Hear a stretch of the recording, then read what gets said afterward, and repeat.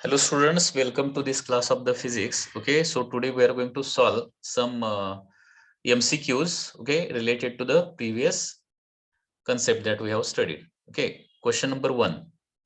There is no change in volume of wire due to change in length on stretching. The Poisson's ratio of material of wire. हे आपण बघितलंय Poisson's ratio मध्ये. जर change in volume होत नसेल तर Poisson's ratio किती असतोय रे माहितीये? 0.5. 0.5. पण प्लस की minus? That is also very important.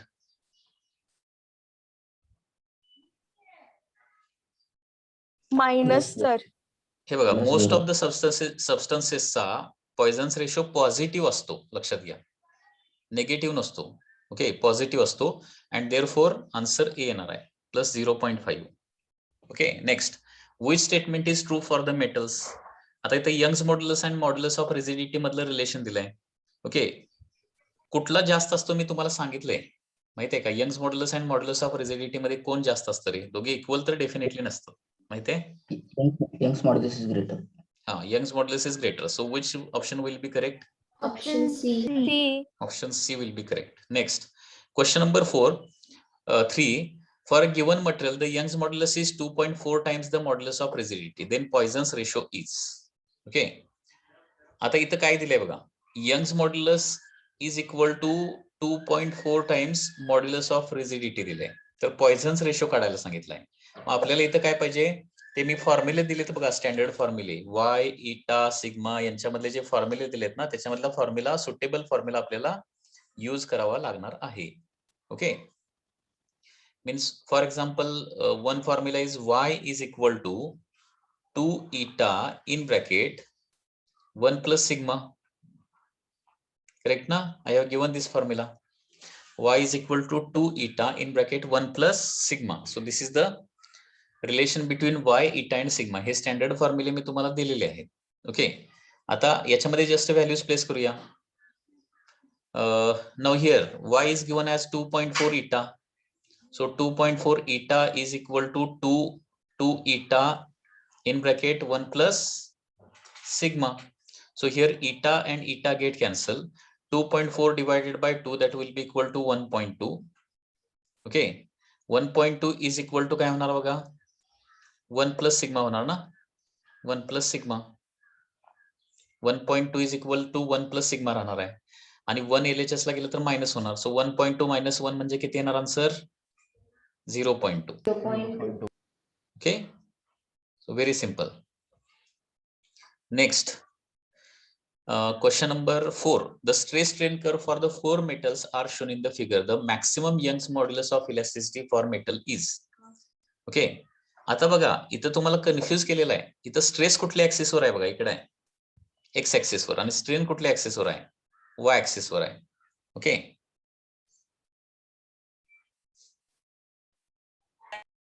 तर ज्याचा थीटा जास्त असतो त्याचा यंग्स मॉड्यूलस जास्त असतो ना.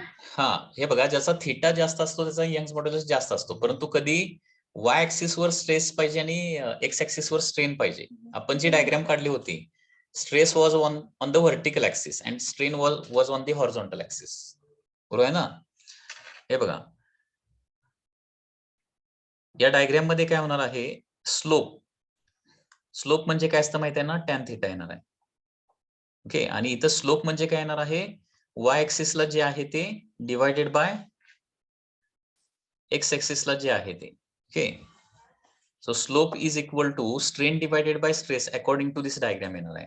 आणि यंग्स मॉड्युलस काय म्हणजे काय असतं, it is stress divided by strain असतं.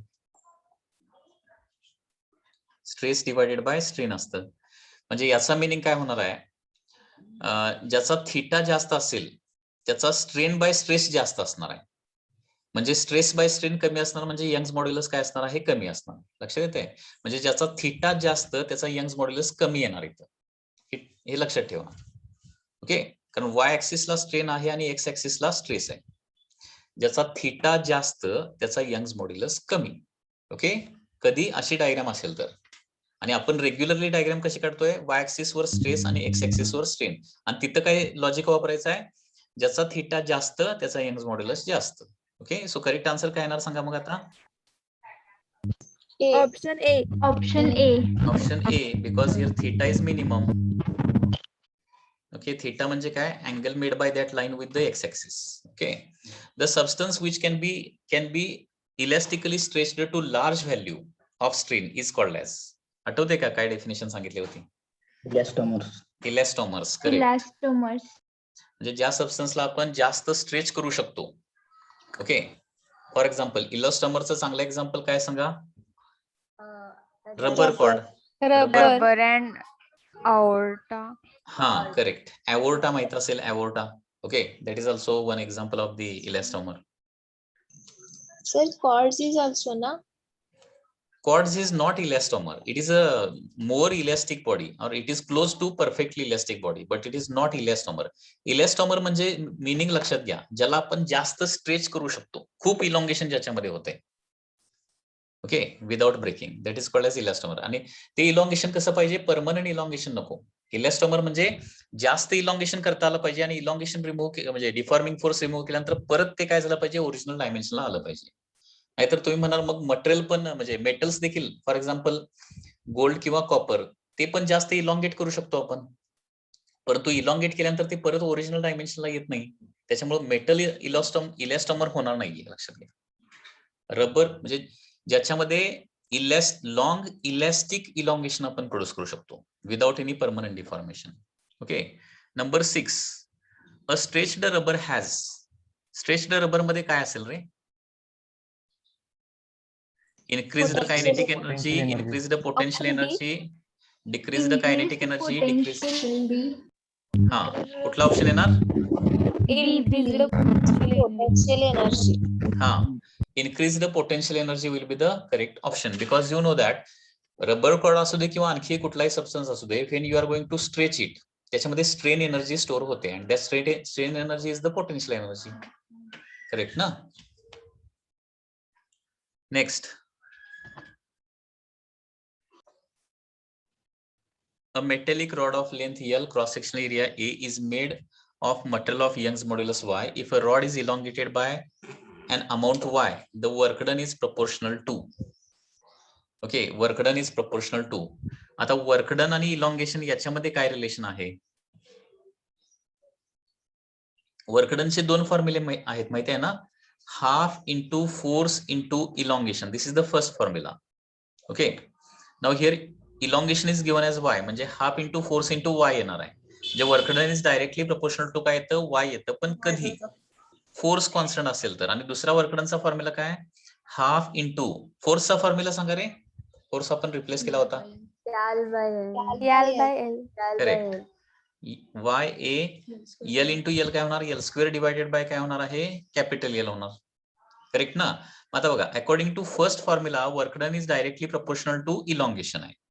According to second formula work done is directly proportional to L square आहे. कुठलं वापरायचं मग according to this problem? So A और सी आन्सर येणार आहे. ए और सी कुठलं येणार मग करेक्ट असं वाटतंय तुम्हाला?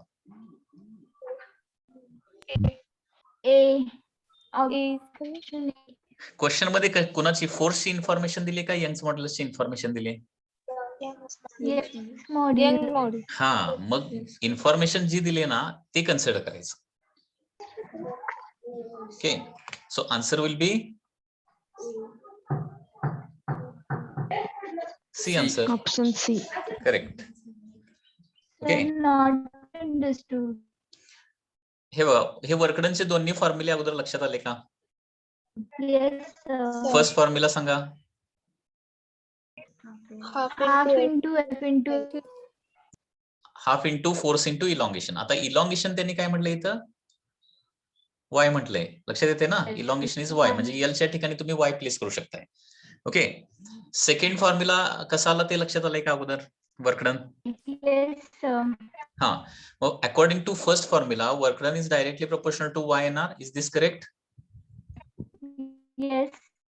According to second formula work done is directly proportional to Y square येणार, कारण वाय म्हणजे स्मॉल एल आहे, लक्षात घ्या. करेक्ट ना?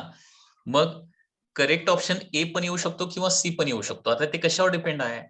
तर क्वेश्चन मध्ये जर असं सांगितलं की फोर्स रिमेन्स कॉन्स्टंट असं जर क्वेश्चन मध्ये सांगितलेलं असेल तर काय होणार आहे? Work done is directly proportional to elongation किंवा वाय होणार आहे. करेक्ट ना? आणि जर क्वेश्चन मध्ये sir. जर Young's modulus, area of cross section आणि लेंथ याची इन्फॉर्मेशन दिलेली असेल तर काय होणार आहे, work done is directly proportional to L square होणार. मग कुठला करेक्ट ऑप्शन येणार सांगा? सी. काय समजलं? की क्वेश्चन मध्ये ज्याची इन्फॉर्मेशन दिली असेल त्याला जास्त प्रेफरन्स द्यायचं. Correct, correct. Next number 8. Work done per unit volume to stretch the length by 1% of the wire of cross sectional area 1 mm square will be. Okay. आता work done per unit volume म्हणजे काय असतं रे सांगा? आठवतंय? Work done per unit व्हॉल्यूमचा formula वगैरे काय आठवतोय? Work done per unit volume म्हणजे एनर्जी डेन्सिटी रे. एनर्जी डेन्सिटीचे काय फॉर्म्युले बघितलेत आपण?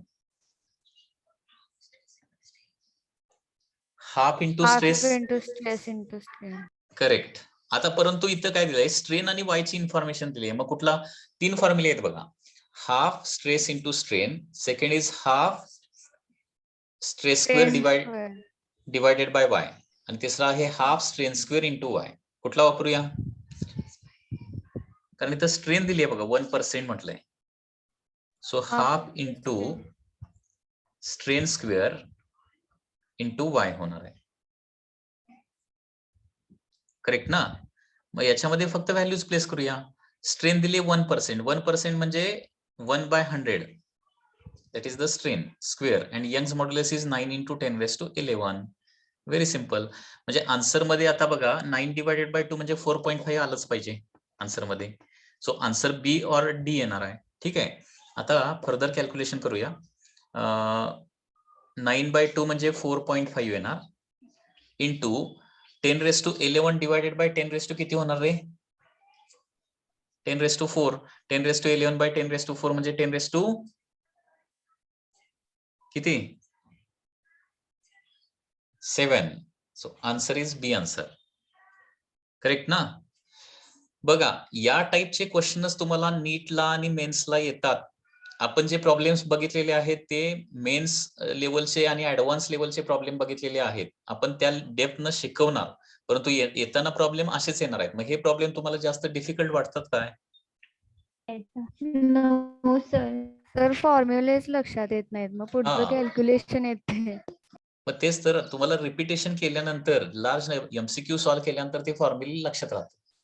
ओके. नेक्स्ट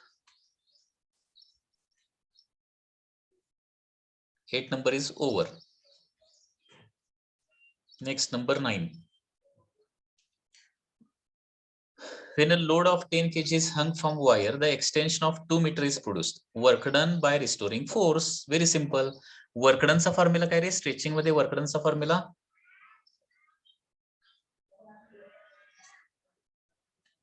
बोला बोला. Half into force into elongation. हा, मग तुम्हीच आता व्हॅल्यू सांगा. हाफ फोर्स किती? 10 kg. 10 into 9.8. हा करेक्ट. 10 into 9.8 करायचं. 10 into 10 घेऊया अप्रॉक्सिमेटली. ठीक आहे. Into elongation. This extension is given na, it is extension given, that is 2. So here 2 and 2 get cancelled. Correct answer is B. खूप अवघड question आहे ना? Very easy, sir. No sir, very easy. हा. Okay, next number 10. A wire is suspended vertically from one of its end.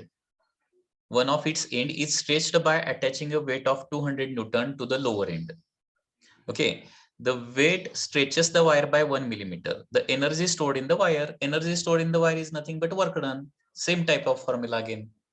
What is the formula? Work done is equals to half into force into elongation. Tell me the values. How much is the force? Force is 200 into 9.8. 100 into 9.8. Newton मध्ये दिलाय. Newton मध्ये आहेच की already. Only 200 Newton. Only 200. Elongation? 1 upon 100. 1 into 10 raised to minus 3. 10 raised 2 minus 3. 2 minus 3. Correct. So here 200 divided by 2, that is equal to 100. 100 into 10 raised to minus 3. So how much it is? 0.1 joule. 0.1. Good. 0.1 joule. Answer is first. Okay.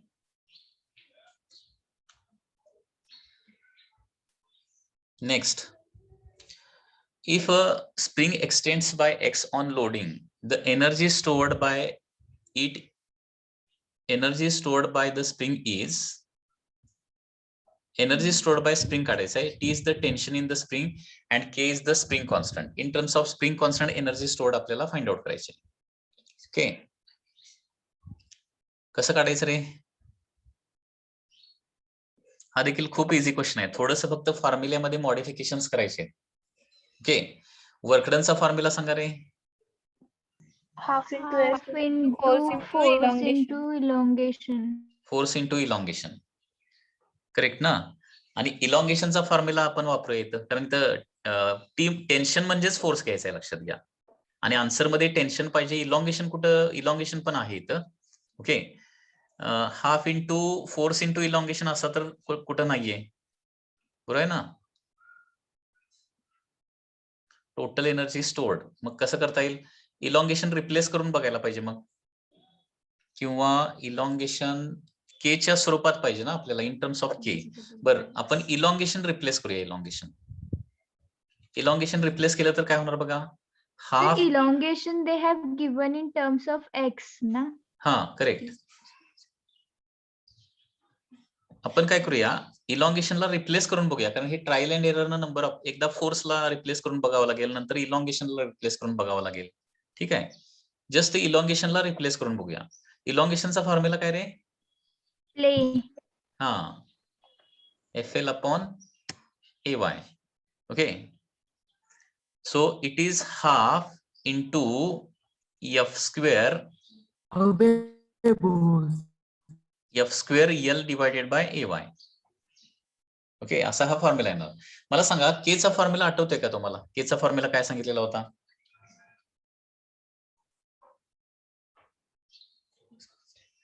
Force constant.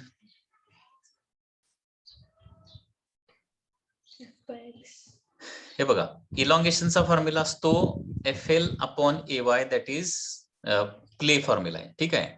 आणि force per unit elongation F/L म्हणजे काय असतं? F/L म्हणजेच K असतं रे. K is equal to force per unit elongation. हे तुम्हाला शिकवलंय बघा. त्याच्यामुळे AY डिवायडेड बाय काय येणार आहे? कॅपिटल L, म्हणजे हा के येतोय बघा. हे पण माहिती पाहिजे त्याच्यासाठी. आता बघा, इथं L/AY दिसते तुम्हाला, L/AY. ठीक आहे. मग L/AY म्हणजे काय येणार? 1/K येणार.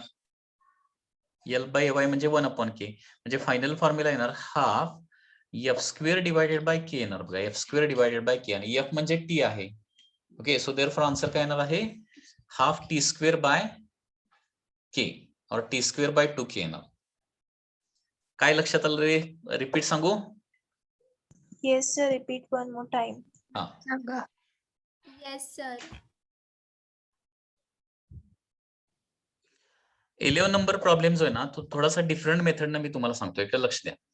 ओके. वर्कडनचा फॉर्म्युला आहे, first formula half into force into elongation. हा बेसिक फॉर्म्युला तर सगळ्यांना माहिती आहे, बरोबर आहे ना? आता केचा फॉर्म्युला काय असतो? K is nothing but force per unit elongation असतं. Force per unit elongation.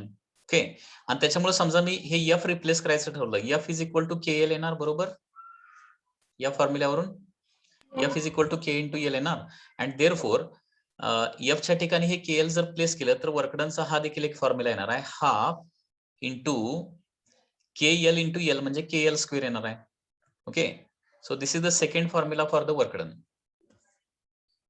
बघा, पुन्हा एकदा सांगतोय, work done is equal to half into force into elongation. ठीक आहे. के म्हणजे असतं F/L. सुरुवातीला मी F ला रिप्लेस करून एक फॉर्म्युला काढून बघतो काय येतोय. तर F ला रिप्लेस करायचं म्हणजे F is equal to K into L येणार. ओके ना? F is equal to K into L. F च्या ठिकाणी K इंटू L ठेवलं तर काय होणार? KL into L, KL square होणार. So this is the second formula. Third formula, आता L ला एकदा रिप्लेस करून बघतो काय होतंय.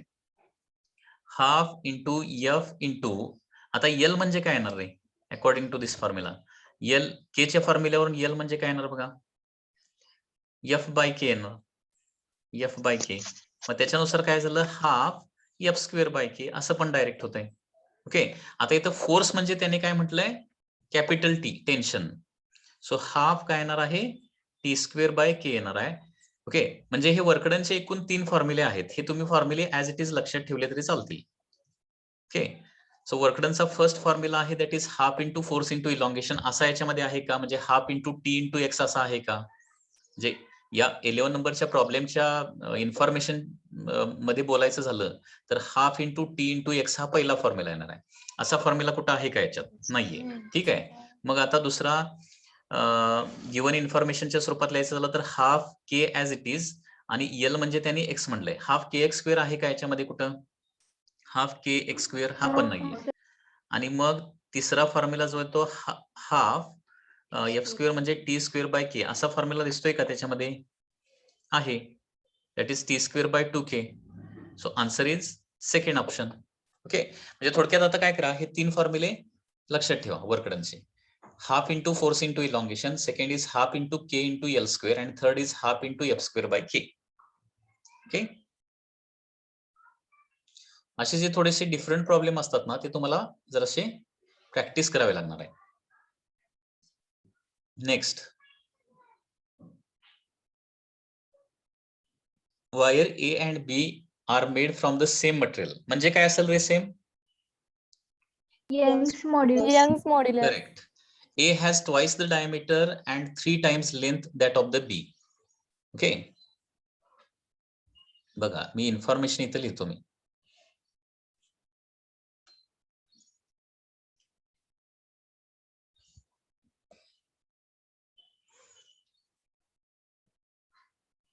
Young's modulus of A is equal to Young's modulus of B.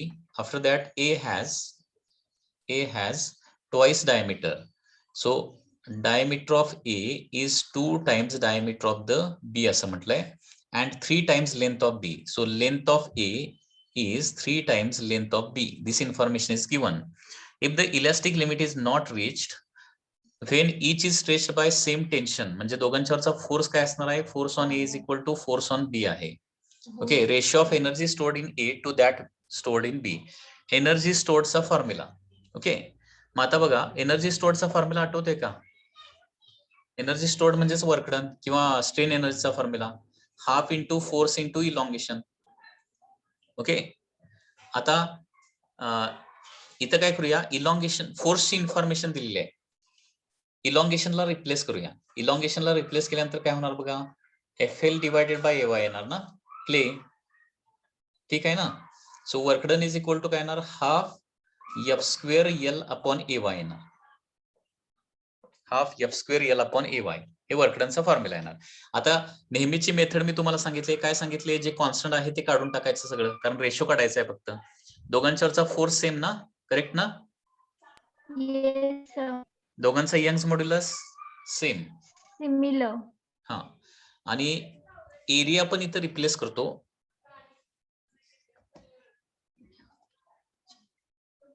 F square L divided by 2 into pi by 4 D square into Y असं लिहितो. ठीक आहे, आणि आता मग त्याच्यामधले कॉन्स्टंट सगळे काढून टाकतो.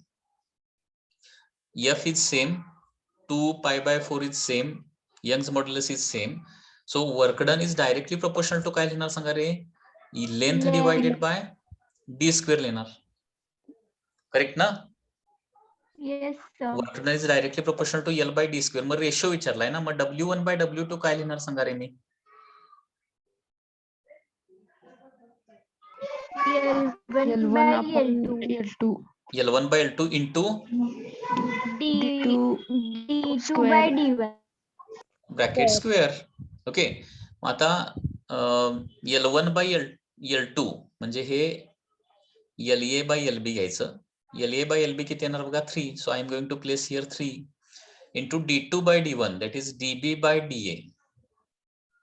D2 by D1 means DB by DA. DB by DA will be equal to, that is 1/2. 1/2. Okay, so 1/2 square 1/4. So answer will be 3/4. 3:4 will be the answer. B answer is there. 3/4. Okay, B answer is there.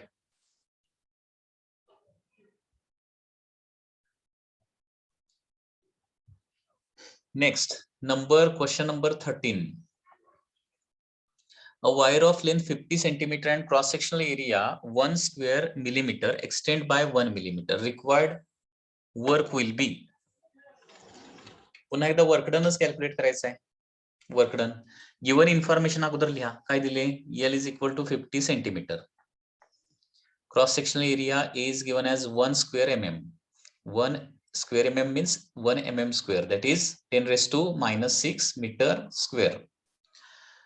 Extension is also given 1 millimeter, that is 1 into 10⁻³ meter. Okay, and after that Young's modulus is also given 2 into 10⁻10 Newton per meter square. Now the basic formula for the work done is half into force into elongation. Okay, मग elongation दिलेला आहे परंतु force दिलेला नाही ना, मग force replace करा ना फॉर्म्युला मधलं. Force चा फॉर्म्युला काय आहे? L by L. Correct. And now place all the values. Half into Young's modulus is 2 into 10⁻10. Area of cross section is 10⁻⁻⁶. L into L, that is L square. L square directly इथं लिहितो, that is 10⁻³ चा square, that is 10⁻⁻⁶. Divided by original length is given as 50 centimeter, that is 50 into 10⁻². 50 into 10⁻². आता बघा इथं 2 तर definitely answer मध्ये येणार आहे, कारण 50 into 2 जर केलं तर हे 100 होणार आहे, त्याच्यामुळे हे 2 कॅन्सल करत नाही. सो आन्सर मध्ये 2 तर डेफिनेटली येणार. मग कुठल्या ऑप्शन मध्ये 2 आहे सांगा? Option C. Option C. Okay, बाकीचं कॅल्क्युलेशन करायची गरज नाही. नेहमी ऑप्शन देखील एकदा बघून ठेवायचे काय काय ऑप्शन्स आहेत. Okay, next. Sir, please show the previous slide.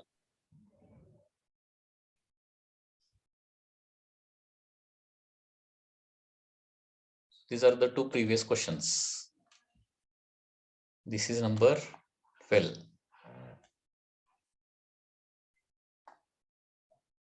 Okay, sir, thank you.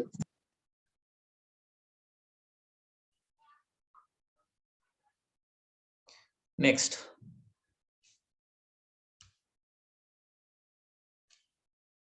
Number 14.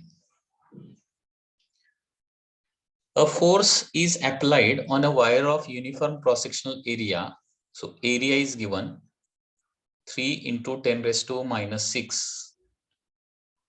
meter square. Length is given as 4 meter.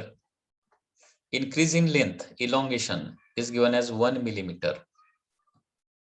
That is equal to 1 into 10⁻³ meter. Young's modulus is also given 2 into 10⁻11. And energy stored काढायचा आहे. Energy stored. कुठला formula use करायचा बोला रे? Half into force into elongation. half into force into elongation. मला सांगा इथं force दिलाय काय? No sir. मग काय करायचं? Replace force. कशानं? L by L. L by L into L. So same type of question is there. Okay, so half into how much is the Young's modulus? 2 into 10⁻11. Area of cross section is 3 into 10⁻⁻⁶. Okay, and L into L, that is L square. Elongation square, that is 1 into 10⁻³ square, that is 10⁻⁶, divided by length is 4 meter. Now here 2 and this 2 get cancelled. Okay, so here 3/4 is remaining. Now 3/4 is nothing but 0.75. Now in which case it is 0.75? 0.75 कुठल्या option मध्ये दिसतंय? Option C. Okay, so C answer is the correct answer. Okay.